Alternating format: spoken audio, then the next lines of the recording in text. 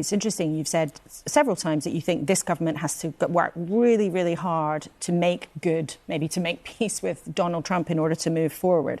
I just wonder, after the Capitol riots back in January the 6th, those famous days, you yourself said that Donald Trump's comments directly led to violence and he did very little to de-escalate the situation.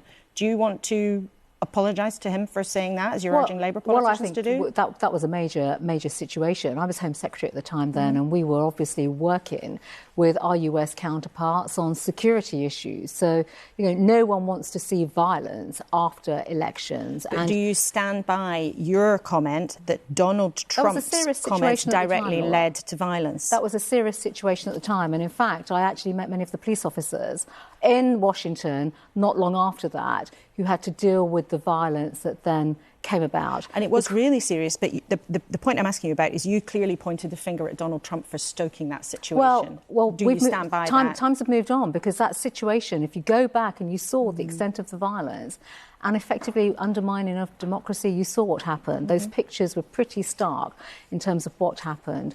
I was there at the time, not long after, with law enforcement and security people that had to work and deal with that situation, bring calm and de-escalate that situation to then bring calm and move that forward. But do you stand by that? You were clearly very worried about what was happening to democracy in front of our eyes then. We were absolutely worried at the time. I think those comments, in light of what happened, were absolutely right and fair and relevant.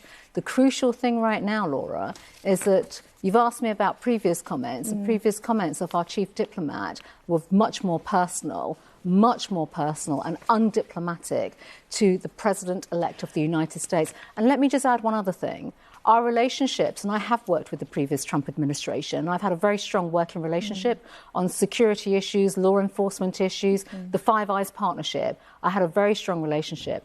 That relationship is built on trust and respect. This government, I suspect, will have to work that much harder to regain trust and respect with the new coming administration. But is it still your view that Donald Trump is somebody who was, in that moment, a threat to democracy? Well, in that moment, we saw violence unfold. But is that still your view? Do you still have that concern about him? At that particular time, let me just put this into context. No point fast-forwarding now and taking quotes into the modern Well, that's what context. you're doing to the Labour Party. No, I'm not, so actually. I'm asking you about your own comments. Well, then has David Lammy apologised for the comments that he's made? I'm asking whether you still share that. But do you still have the view? It's an important point. As you say, January the 6th was an incredibly serious situation. There was violence and people were hurt. You saw the level of physical violence that took place. That was unacceptable.